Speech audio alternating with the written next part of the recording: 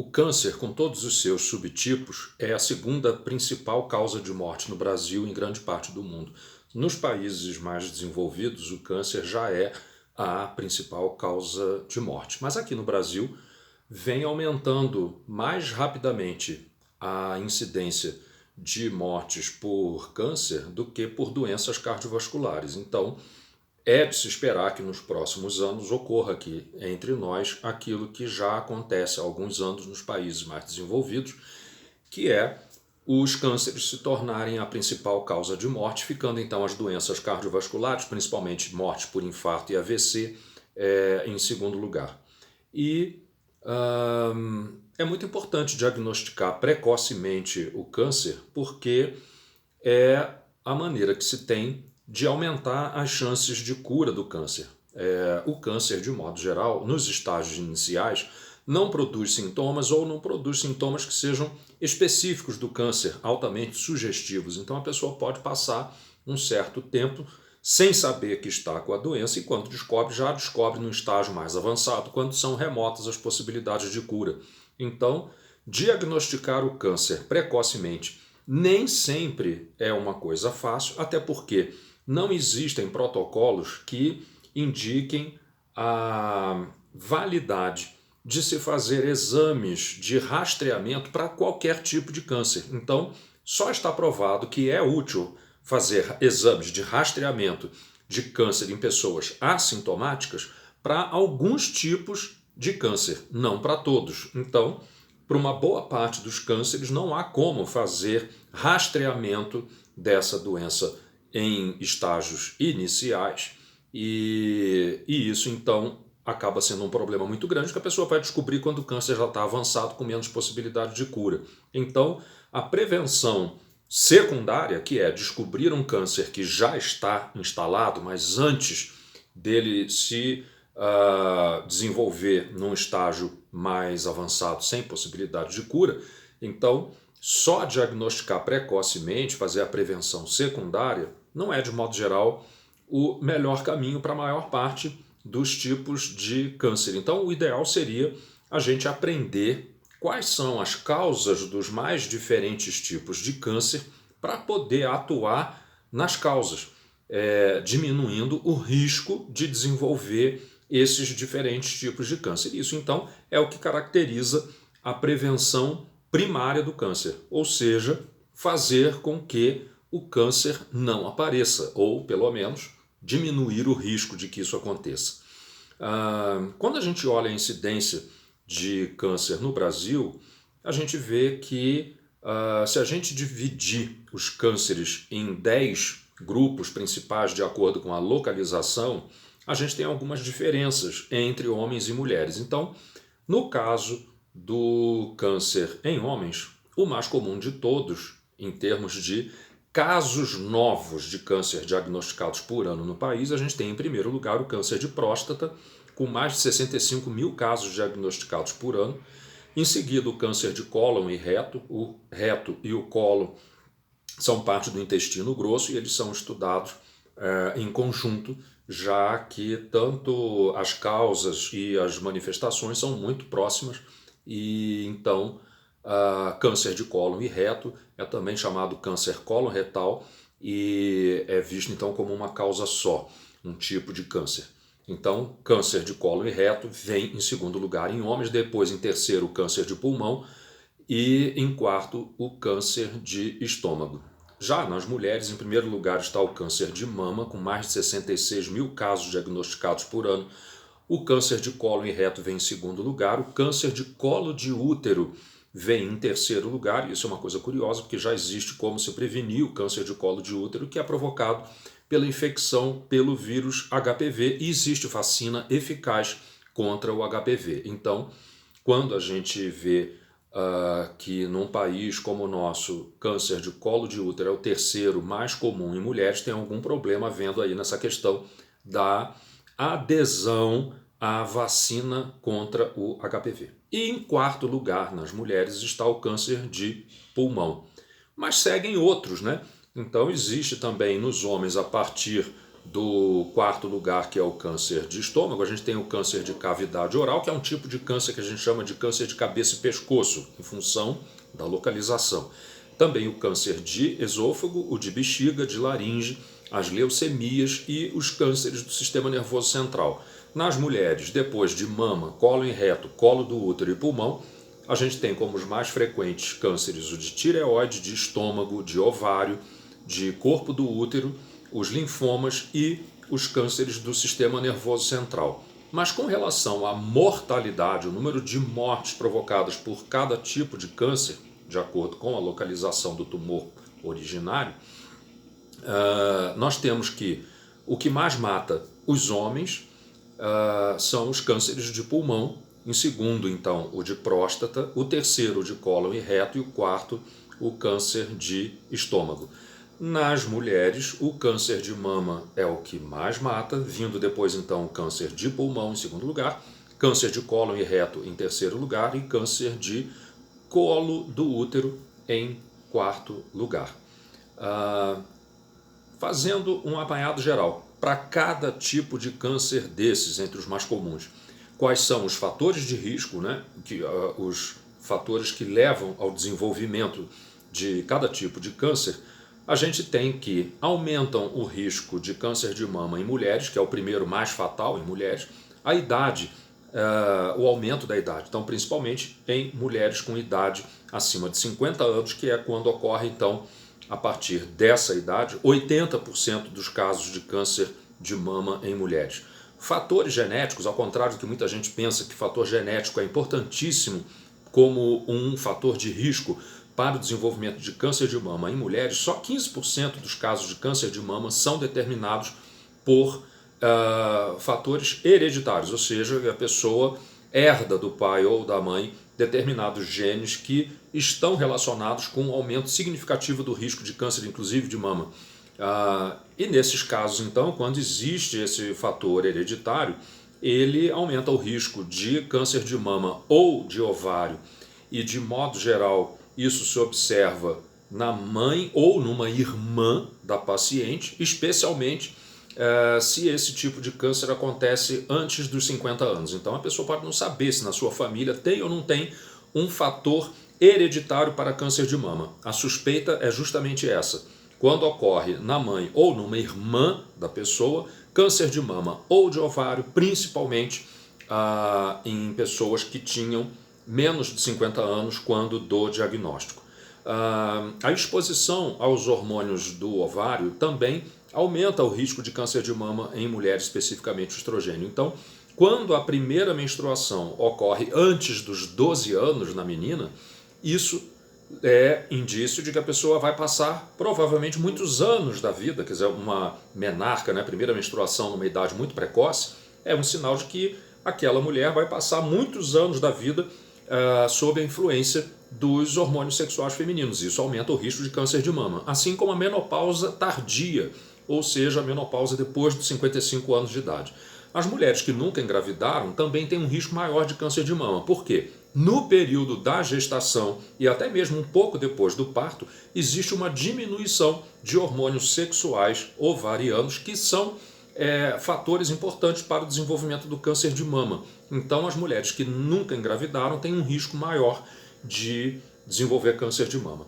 O uso de pílula anticoncepcional, porque é o próprio hormônio sexual que a mulher está ingerindo, aumenta o risco de câncer de mama em cerca de 18%. A exposição a radiações ionizantes, então exames de radiografia, tomografia, que são exames feitos e alguns outros também de exames radiológicos, que são feitos com uma certa frequência e que, incidindo na região do tórax da mama, aumenta também o risco de se desenvolver o câncer de mama.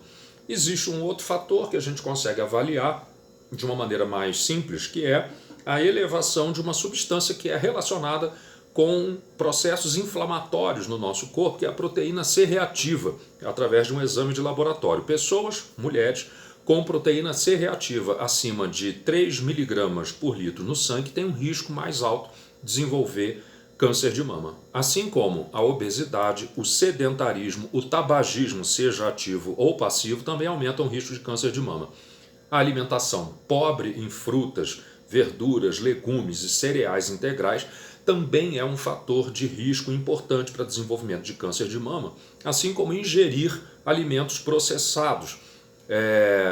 Alimentos processados, de modo geral, são os alimentos que são preparados pela indústria e que têm uma série de aditivos, uma série de ingredientes e conservantes que são substâncias que a gente não usa normalmente no preparo do alimento natural dentro da nossa casa. O consumo de carnes vermelhas ou carnes processadas também aumenta o risco. E o que são as carnes processadas? Principalmente linguiça, salsicha, mortadela, os presuntos, charque, carnes de sol, carnes defumadas, bacon, carnes que são conservadas através de salga, em sal, como bacalhau, por exemplo, e as carnes industrializadas que são conservadas com o uso de nitritos. Nitritos são substâncias tóxicas que impedem a proliferação de bactérias nos alimentos industrializados, mas eles no nosso estômago reagem com o ácido do estômago e geram uma substância altamente cancerígena que é absorvida e circula pelo corpo todo, aumentando o risco de desenvolver vários tipos de câncer. E os alimentos industrializados, chamados de ultraprocessados, também aumentam o risco de câncer de mama. E esses alimentos, eles são, de modo geral, embalados em embalagens plásticas, mesmo aqueles que vêm em latas. Essas latas têm um banho de uma substância plástica muito fina para vedar a lata por dentro e evitar o extravasamento do conteúdo, quando é o caso de produtos que são líquidos, alimentos líquidos, e também para evitar o contato direto do alimento que está dentro desse recipiente com o metal da lata, que pode então levar à oxidação, à ferrugem da lata, passando, lógico, produtos indesejados para o alimento. Então, na verdade, as latas têm um banho de plástico por dentro. Isso faz com que esses alimentos então fiquem em contato com o plástico, que libera substâncias para o alimento. Quanto mais tempo fica em contato o alimento com o plástico da embalagem, maior é a quantidade de substâncias do plástico que passam para o alimento. E a temperatura também. Então, alimentos que vêm em embalagens prontas para serem aquecidas ou no forno elétrico ou de micro-ondas, de modo geral, esses produtos também liberam uma quantidade maior, até pelo aquecimento, uma quantidade maior de substâncias do plástico para o alimento, e essas substâncias do plástico geram uma série de problemas no nosso corpo, são substâncias cancerígenas e que perturbam também o efeito de vários hormônios sexuais, tanto no organismo feminino quanto no masculino. Agora, com relação ainda ao câncer de mama, o que a gente sabe que diminui o risco de câncer de mama? De modo proporcional ao consumo. Consumo de verduras, frutas, legumes, grãos e chá verde também. Assim como o consumo de isoflavonas da soja, que são substâncias antioxidantes, mas principalmente acima de 15 miligramas por dia. E para se ter uma ideia, o consumo de 20 gramas por dia de proteína de soja fornece 40 miligramas por dia de isoflavonas da soja. E não é difícil comer de 10 a 20 gramas de proteína de soja por dia. É uma coisa que a gente consegue fazer facilmente através do consumo da soja em grão, do extrato de soja em pó, também conhecido como leite de soja, ou da proteína texturizada de soja, mais chamada também de carne de soja. E existe a possibilidade de se fazer o rastreamento de pessoas, de mulheres assintomáticas, para tentar detectar precocemente o câncer de mama. Nos Estados Unidos se recomenda, em outros países desenvolvidos, fazer a mamografia anualmente entre as idades de 40 e 50 anos, que é a faixa etária mais acometida pelo câncer de mama, e de 2 em 2 anos na idade entre 50 e 75 anos. Depois dos 75 anos, se poderia fazer a mamografia, o que se recomenda por lá é fazer a cada 2 anos, mas só nas mulheres que estão com um bom estado geral de saúde, com expectativa de viver por pelo menos mais 10 anos. Menos do que isso, ou em pessoas com uma situação de saúde muito precária, se chega à conclusão de que não vale a pena fazer rastreamento do câncer de mama em mulheres que não estão com nenhuma queixa relacionada à possibilidade do desenvolvimento dessa doença. No Brasil, o sistema de saúde do SUS recomenda a realização de mamografia a cada 2 anos somente para mulheres com idade entre 50 e 69 anos. Abaixo disso, não, a não ser que haja algum sintoma sugestivo, nem acima. Só que, excluindo as mulheres com idade abaixo de 50 e acima de 69 anos, quase metade dos casos de câncer de mama ocorre, então, nessa faixa etária. Então, é lógico que essa recomendação não é muito interessante. É preferível realmente fazer um rastreamento numa faixa de idade um pouco mais larga. Mas a gente sabe também que câncer de mama pode acontecer em homens. A glândula mamária masculina é menos desenvolvida, óbvio, do que a mama feminina, mas existe sim um aumento do risco de câncer de mama em homens. E o que aumenta o risco de câncer de mama em homens? O aumento do hormônio feminino estradiol no organismo masculino. E isso ocorre em pessoas, em homens com obesidade, com abuso de álcool, com cirrose hepática ou que usam alguns medicamentos que são determinados tipos de diurético por longo prazo. Esses diuréticos hoje em dia não são mais muito usados por uma série de efeitos colaterais, mas durante muito tempo eram usados em homens com insuficiência cardíaca, insuficiência renal, e isso estava relacionado também com o aumento do risco de câncer de mama em homens. Existem outras condições de saúde que também estão associadas com o aumento do risco de câncer de mama em homens, que são aquelas diretamente ligadas à insuficiência testicular, ou seja, o mau funcionamento dos testículos. E isso ocorre em pessoas do sexo masculino que ao nascer tinham uma hérnia inguinal congênita, e isso demonstra uma deficiência da produção de testosterona ainda no período da vida intrauterina, e isso aumenta o risco de câncer de mama em homens na idade adulta. A criptorquidia, que é a ausência de um dos testículos, ou até dos dois, na bolsa escrotal. Isso também está relacionado com diminuição da produção de testosterona ainda na vida intrauterina, e isso também aumenta o risco do indivíduo desenvolver câncer de mama no futuro, na vida adulta. E em pessoas que são de famílias onde existe um histórico de câncer de mama em mulheres, também existe um aumento do risco de câncer de mama em homens. E não é indicado fazer nenhum rastreamento de câncer de mama em homens, justamente porque é uma doença muito rara e não justifica fazer investigação em pessoas que não têm sintomas. Então, a mamografia ou a ecografia mamária em homens é feita apenas em casos onde se suspeita da doença e não no rastreamento de pessoas assintomáticas.